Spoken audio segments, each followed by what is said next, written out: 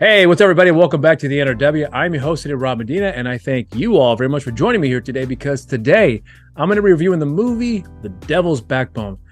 I love this movie. The first time I saw this film, I believe would have been sometime in late 2006, early 2007, if I recall correctly. And at the time, I was living in Arlington, Virginia. And for some reason, I don't remember why my wife and I had to go to the library, or maybe it was a situation where we had to go somewhere that was nearby the library, and then we went to the library. So I don't remember the exact details, but we went to the library at the time, and I looked at the catalog of books they've had there, and then I came across the DVD section that they also had there as well, looked at their catalog, and then along the way, I came across the cover for this DVD, which I really liked the look of it. So I checked it out. As I got closer, I saw the name, a film by Guillermo del Toro, which I was like, well, I gotta rent this movie because I'm a big fan of Guillermo del Toro as a director. I think he's by far one of the absolute best when it comes to literally just taking his time with planning everything out with his stories and being very meticulous throughout each and every single details when it comes to characters and events that occur throughout the film. Like, I think he's one of the absolute best to do that at the highest level.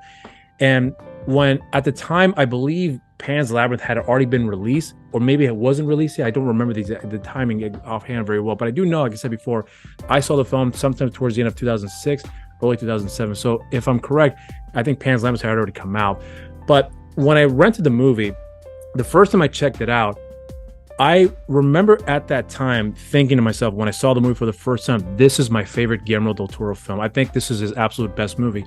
But I will also be the first to admit, though, that although this is obviously a personal preference of mine, I do know that he's got better films outside of Devil's Backbone. But I think the reason why I think so highly of this film is because, to me, this is like the cusp of where Guillermo del Toro, as I think more or less as a director, as a storyteller, really showcased his absolute best prior to more or less his rise to fame, if you will, with this particular movie, where you saw that everything that he wanted to do with this film, he was able to accomplish.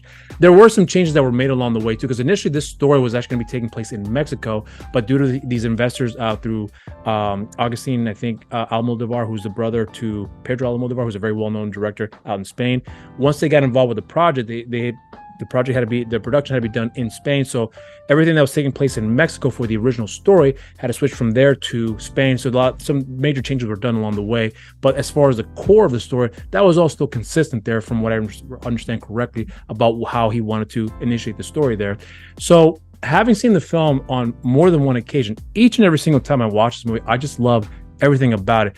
I'll be the first to admit it's not a perfect film by any means. There are some things that I wish that could have been done a little bit better, which I think was where I think Guillermo does a really good job in expanding on certain things that I felt like was necessary in this film that he's been able to do in later films. I'm going to say, like, and one of the biggest examples that I could point out as where he has everything meticulously laid out for you to understand what's going on and why it's happening, with a little bit of mystery, but having enough information being put out there for you and understand the purpose of what's happening as it progresses throughout the story.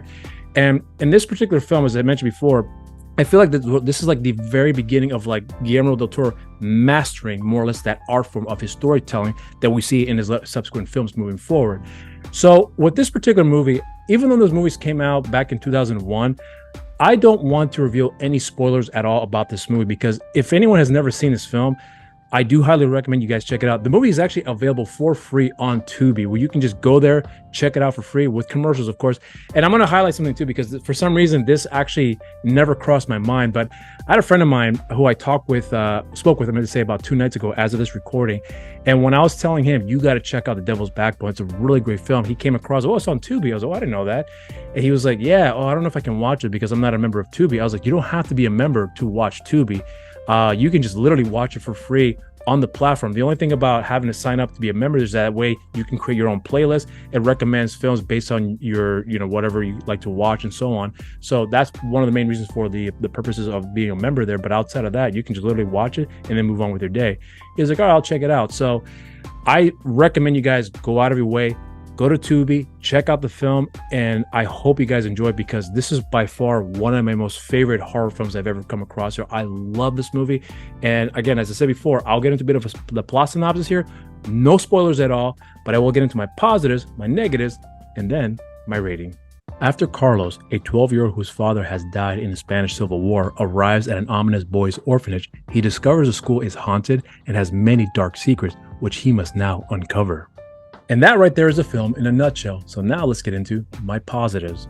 My first positive with this movie has to do with all the actors in this film. And I mean, literally everybody in this movie does a really good job with their performance in this film. And there's one thing about Guillermo's movies that I always feel is that he does a really good job in casting the right people for the characters that they're going to be playing in his respective films.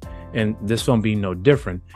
And one of the things that I always feel like he does a really good job with is casting child actors for a film that they are going to be more or less the main focus on, where they have to carry the most as far as the journey that the characters are going through. So for example, like the character of Carlos in this movie, the actor's name, his name escapes me right now, but I have it right here, is Fernando Tielve. I think so you pronounce his last name, but he is basically the focus of this whole film. And there is no doubt in my mind that if someone else had taken up that part, they probably would have done just as good as he does. But something about his take on the character really makes the story that much more compelling for me personally. There's a lot of emotional depth that you get to see with this character at instant moments where you see that he's a guy that's very friendly, very open to a lot of people and conversing with them, and sharing some things that he has about, comic books he likes to read and the various other things he likes to do, and sharing that with the other kids when he arrives at the orphanage for the very first time, not knowing at all that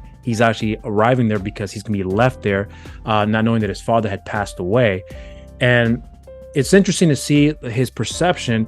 And then when it gets revealed along the way, as far as what's really going on, that instant emotional reaction is something that, whether you're an adult or a child, but to deliver that in such a compelling way, to be able to get me as an audience member to be invested with their story right from that moment there, and seeing that this kid has a lot more to offer, and understanding that what the journey he's about to go through is going to be a very arduous process for him, and for him to be able to carry all that weight as the story progresses from there. I think it's an incredible story that we get to see, because the actors in this movie do deliver some outstanding performances, in my opinion, especially when it comes to moments where you have a very wide range of emotions that occur, where everything's still calm, and then boom, just like that, everything starts to get really chaotic along the way, where you need some good actors to really instantly be able to react very genuinely and very authentically at the same time. So I think everyone in this movie, in my opinion, does a really good job in showcasing what's required for them to do in delivering some outstanding performances to help carry this story. Now, as far as all the other aspects of the films are concerned, I mean, I'm going to stick with the characters here, but we have a number of characters that we have seen, when it comes to Guillermo's movies, there's a wide vast of characters that we're dealing with here. And I think he's one of the absolute best when it comes to giving each character a moment for us to get to know them. Now, we may not know the entire story about them, but we know enough about them to understand what their motivations are, and understand if there's an underlining, if there's an ulterior motive, if you will, or if there's actually something that we're seeing that we just don't fully get yet. And then once it gets revealed, we understand the full context of their behavior, as far as why they behave the way they do, why they're and how important that arc is for them as the story progresses along the way. And everyone, in my opinion, does a really good job in having Guillermo, I should say, does a really good job in giving everyone their time to really showcase a moment with the character, so for us as the audience member can really be invested with them, and then care for the journey along the way as well too. One thing about Guillermo that I really do appreciate is that he's very meticulous when it comes to having everything set up a certain way, so that way when things do occur, there is a purpose for that. And there's a lot of metaphors as well too in some of his stories, and there's also a lot of situations where you see certain things are provided to an exposition, which you don't catch right away. But then you learn later on as the story progresses why one character says one thing, which sounds like a metaphor, but in reality, it's what they said really was a valid point where they're trying to make when it comes to why they said what they said. I may not be doing a good job in trying to explain that here, but I will say that everything that each character says has a purpose, and then that purpose gets revealed as the story progresses along the way, which is very relevant to the overall narrative with this film. And that's something that I think Guillermo does a really good job with virtually all his stories. When you get to hear certain characters talk about certain parts of their lives, they say certain things on the way that later on has an impact as the story progresses along the way.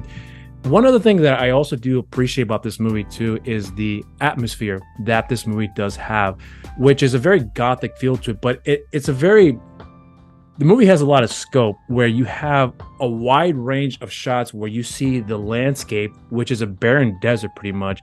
But at the same time, even though the desert is just pretty much just the head of the orphanage tells the kids there, especially Carlos, when he first arrives, like, listen, this isn't a prison, but if you want to run, it's really cold that night, you're probably not going to make it. So we do the best we can to try to take everybody, but understand that you walking away will have some consequences because we don't control the environment out there. So that's going to be all on you. And that particular line right there for me with the headmaster, if you will, is telling Carlos that we're not going to trap you here. We're not trying to keep you here. This is something you're going to decide on for yourself. If you want to stick around. We'll take care of you. If not, you're on your own, but the rest is going to be on you. And that pretty much eliminates any sort of like ulterior motives about are these guys good or bad, which I think is really established early on, right at the beginning, when you get to see how these people really are with the children and how they behave with the children. And then when you come to find out with the villain being the character of Jaime, who is someone that was in that orphanage when he was a kid and then comes back and is taken back in, and we get to see that he's having a bit of an affair with the headmaster after her husband had passed away.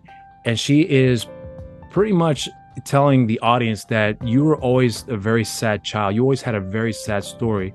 And that is pretty much your life in a nutshell. And then that particular exposition right there that we get with the character of Jaime, we realize that this guy pretty much had never had anything and was always looking for something to make up for the lack of love that he received. And you can tell this guy never really had any love given to him, despite the fact that the particular headmaster there, although we don't see her being a bad person, but I wonder at the same time, since she's known him he was a kid, what exactly had happened where she couldn't do anything to save him. So it's interesting. You have a little bit of a gray area right there where you can just pretty much make up the story along the way, where not enough is given, but enough is understood that either she really tried and this kid was all kinds of fucked up and just didn't care, or maybe there was something that we weren't aware before, that there's a bigger story out there that we may have snippets of, and the rest is just left to our imagination to kind of just figure out for ourselves. And I love that aspect of the story, which I think is very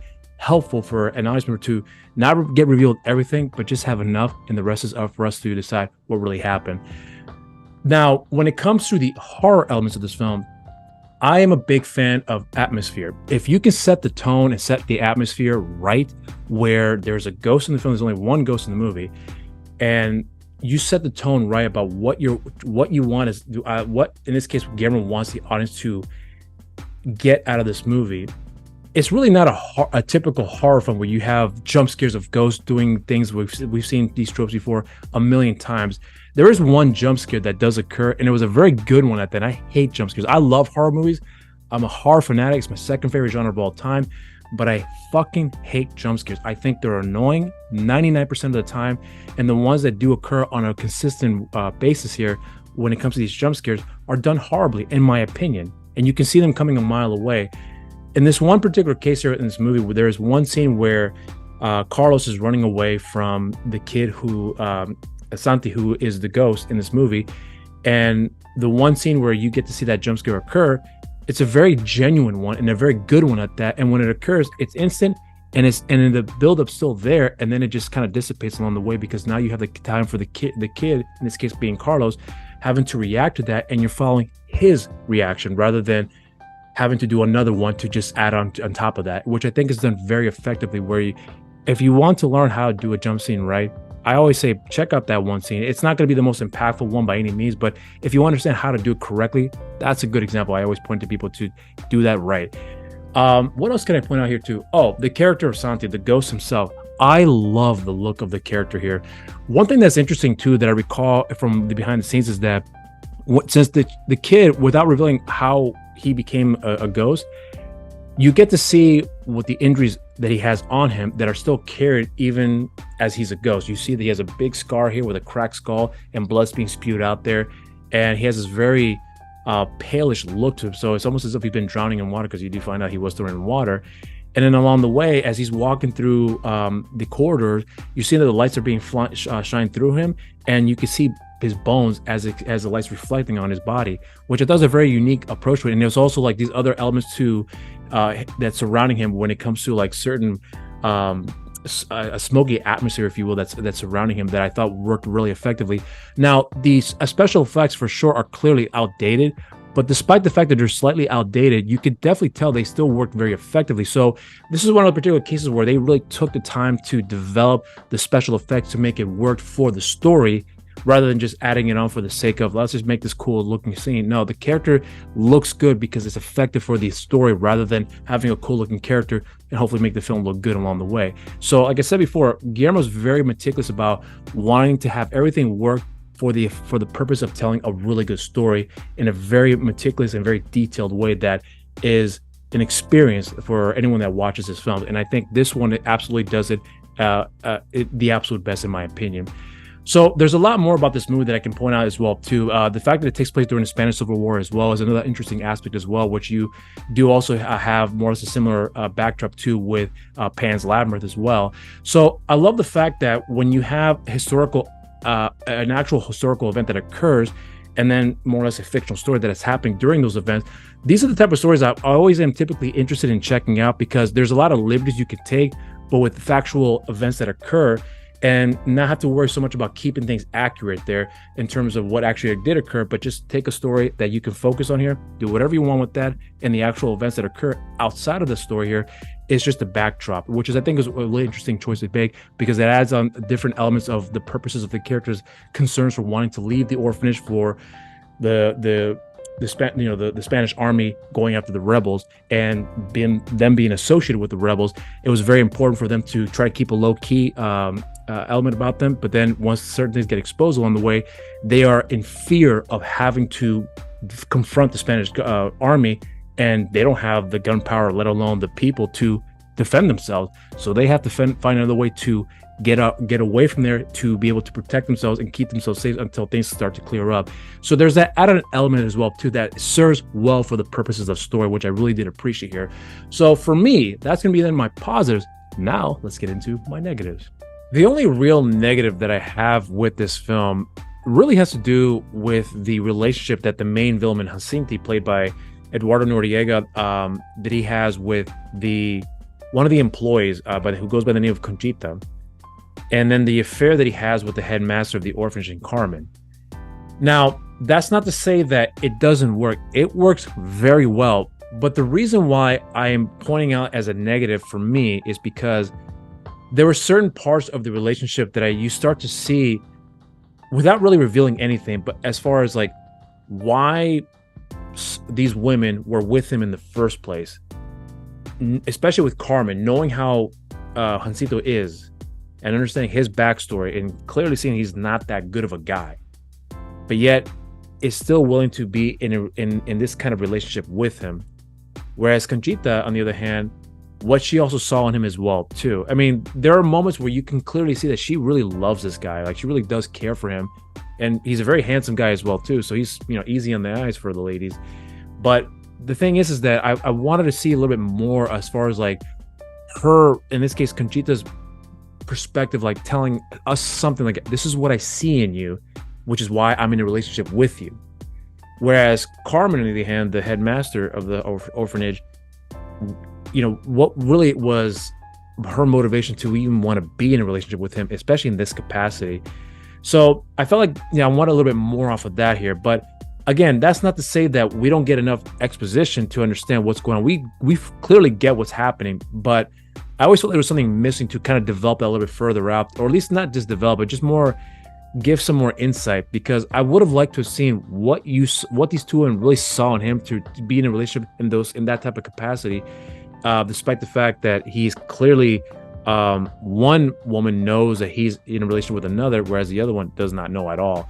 So it's interesting to see that, and I wanted to get more out of that particular story there. But despite that, though, it doesn't take away at all from, since it wasn't in the film, at least for me in that sense, that it didn't work. It works well. It's just I want a little bit more. That's really what it is. as far as everything else is concerned with the story, I mean, I don't really have anything really negative to say about the film at all, because there's a lot of great qualities that I think that this movie does hold up when it comes to the narrative and the purpose of the story, the purpose of the character's journey. And it all makes sense, and not just one, but just several different characters as well too. I will say though that there are, you do get times with the kids, the orphans in the movie, and you understand their back. You do get some backstory about some of them as well, and I always felt like that was handled beautifully when it comes to these type of films where you get a bunch of kids telling their story. There's always a very generic, tropey way of doing it, and I always feel like Guillermo handled that aspect of these kids' story unbelievably well. And I always felt like that if anyone watches a movie about how to go about it, handling that type of scenario, and when it comes to these various kids going through a scenario like that, this is a good example to watch a movie of this sort, to get an idea how to go about that and finding what works best for you, but not to follow the same characteristic tropes we've seen before in these type of stories here. So I always love the fact that this movie, although has those things we've seen before, but just doesn't do it in the way that we've seen it before, if that makes any sense. So I know I'm ending my negatives here in a positive, but for me, that's going to be in my negatives. Now let's get into my rating. Well, it's not going to be hard to guess what my rating is going to be for this film, but I will say, though, that to add on more love for this movie is that this, to me, is one of my most favorite movies in the horror genre, because this is a film that has those elements we've all seen before, but at the same time, like, the details in the story always just speaks volume to me about how these details make the story turn out even better. And then when each particular scene leads into the next one, it actually adds on to the story with certain revelations that occur along the way.